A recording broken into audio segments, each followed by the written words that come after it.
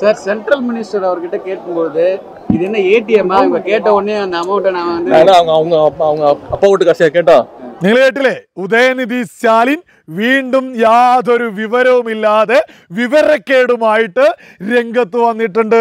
നമ്മുടെ രാജ്യത്തിന്റെ ധനകാര്യമന്ത്രിയുടെ അപ്പനെയാണ് ഡയറക്റ്റ് അങ്ങ് വിളിച്ചു പറഞ്ഞിട്ടുള്ളത്. നമുക്കറിയാം യാതൊരു ഉളുപ്പുമില്ലാത്ത യാതൊരു നിലവാരവുമില്ലാത്ത അങ്ങേയറ്റം തരം താഴ്ന്ന ഒരു വ്യക്തിക്ക് നമ്മുടെ രാജ്യത്തിൻ്റെ പ്രധാനപ്പെട്ട ഒരു സ്ഥാനത്തിരിക്കുന്ന ആളുടെ അപ്പനെയൊക്കെ വിളിക്കാൻ സാധിക്കുമോ എന്നുള്ളത് നമുക്കൊക്കെ തന്നെ അറിയാം.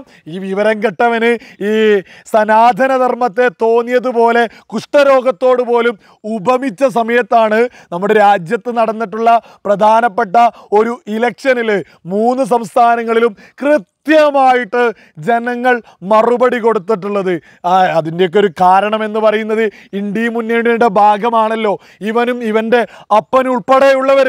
അപ്പോൾ ഇവൻ വിളിച്ചു പറഞ്ഞതിൻ്റെ ഭാഗമായിട്ട് ഒരു വലിയ പരാജയം ഒരു ഭാഗത്ത് ഏറ്റുവാങ്ങിയിട്ടും ആ വായയൊന്ന് പൂട്ടിവെക്കാൻ ഈ ഇന്ത്യ മുന്നണിയുടെ അധികാരികൾക്കോ അതിൻ്റെ സ്ഥാനത്തുള്ള ആളുകൾക്കോ സാധിച്ചിട്ടില്ലെങ്കിൽ വരുന്ന പാർലമെൻറ്റ് ഇലക്ഷനിലും ഇവൻ്റെ വിവരക്കേട് കാരണം തന്നെ ഒരു ഭാഗം അങ്ങ് പരാജയപ്പെട്ട് കിട്ടുമെന്നുള്ളതാണ് വലിയ യാഥാർത്ഥ്യം.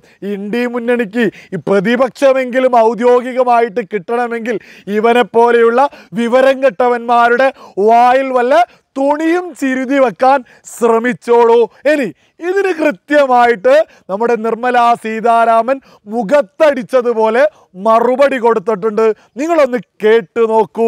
ഭാഷ എപ്പോഴും அப்படிதானுங்க. அந்த சனாதன தர்மம் போது கூட அப்படிதான் நாங்க அழிக்க வரல ஒழிக்கவே வந்திருக்கோம்லாம் பேசினாரு இல்லைங்களா. அவரோட பாஷை எப்போதும் அப்படிதான் இருக்கும்.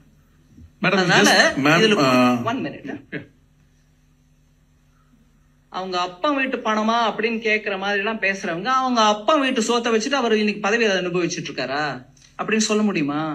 കേൾക്ക முடியுமா? നിങ്ങളേട്ടില്ലേ ഈ അപ്പനെ വിളിച്ചതുപോലെ തന്നെ യാതൊരു നിലവാരവും ഇല്ലാതെയല്ല നിർമ്മലാ സീതാരാമൻ തിരിച്ചു വിളിച്ചിട്ട് പറഞ്ഞിട്ടുള്ളത്.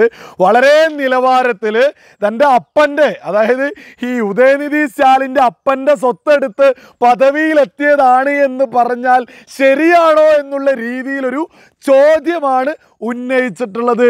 സത്യസന്ധമായിട്ട് പറഞ്ഞാൽ യഥാർത്ഥത്തിൽ ഇവൻ്റെ അപ്പനെയും അപ്പൻ്റെ കുടുംബക്കാരെയും ഒന്നടങ്കം അങ്ങ് പറഞ്ഞിട്ടുണ്ട്. പക്ഷേ നമുക്കറിയാം അന്താരാഷ്ട്ര മാധ്യമങ്ങൾ ഉൾപ്പെടെ നമ്മുടെ നിർമ്മലാ സീതാരാമൻ എന്തു പറഞ്ഞാലും ഉറ്റുനോക്കുകയാണ്. അതുകൊണ്ട് തന്നെ വളരെ മാന്യമായിട്ട് ഇവനെയും ഇവൻ്റെ അപ്പനെയും അങ്ങ് വിളിച്ചിട്ടുണ്ട്. അത് നമുക്ക് അതൊക്കെ കാണുന്ന സമയത്ത് തന്നെ നിർമ്മലാ സീതാരാമൻ്റെ ഒരു നിലവാരം വളരെ കൃത്യമായിട്ട് ഈ രാജ്യത്തെ പൊതുജനങ്ങൾക്ക് മനസ്സിലാക്കാൻ സാധിക്കുന്നുണ്ട്. അതേസമയം ഈ ഉദയനിധി സ്റ്റാലിൻ എന്ന് പറയുന്നത് പക്ക അട്ടർ വേസ്റ്റ് ആണ് എന്നുള്ളതും നമുക്കൊക്കെ തന്നെ മനസ്സിലാക്കാൻ സാധിക്കുന്നുണ്ട്. ഈ ഉദയനിധി സ്റ്റാലിനൊക്കെ ഈ അപ്പനെയൊക്കെ വിളിക്കാനുള്ളൊരു കാരണം എന്ന് പറയുന്നത് സാധാരണക്കാരായിട്ടുള്ള നമ്മളൊക്കെ മനസ്സിലാക്കേണ്ടത് എന്താണ്? ഈ ഉദയനിധി സ്റ്റാലിൻ ഒരു സ്ഥാനത്തെത്തിയത് എന്തുകൊണ്ടാണ്? ഇവൻ്റെ അപ്പൻ MK സ്റ്റാലിൻ ഉള്ളത് കൊണ്ട് മാത്രം. ഈ MK സ്റ്റാലിൻ എങ്ങനെ എത്തിയത്? ഈ മുത്തുവേൽ കരുണാനിധി അവൻ്റെ അപ്പനുണ്ടായിട്ട്, അതായത് അപ്പൻ അപ്പൂപ്പന്മാർ മുതൽ കിട്ടിവരുന്ന പദവികളൊക്കെ ആയതുകൊണ്ട് തന്നെ അതിൻ്റെ അഹങ്കാരത്തിൽ ജനങ്ങളെയൊന്നും യാതൊരു വിലയും കൽപ്പിക്കാതെ തോന്നിയതുപോലെ വിവരക്കേട് വിളിച്ചു പറയുകയാണ് ഈ ഉദയനിധി സ്റ്റാലിനൊക്കെ. എന്തൊക്കെയാണെങ്കിലും ഇതുപോലെയുള്ള വിവരക്കേടുകളൊക്കെ തുടർന്നും വിളിച്ചുകൊണ്ടിരുന്നാൽ പാർലമെൻറ്റ് ഇലക്ഷനിൽ ഔദ്യോഗികമായിട്ടുള്ളൊരു പ്രതിപക്ഷ സ്ഥാനം പോലും ഇന്ത്യ മുന്നണിക്ക് കിട്ടാൻ യാതൊരു സാധ്യതയുമില്ല എന്നുള്ളതാണ് ഈ രാജ്യത്തെ പൊതുജനങ്ങൾ ഒന്നടങ്കം മനസ്സിലാക്കുന്നത്.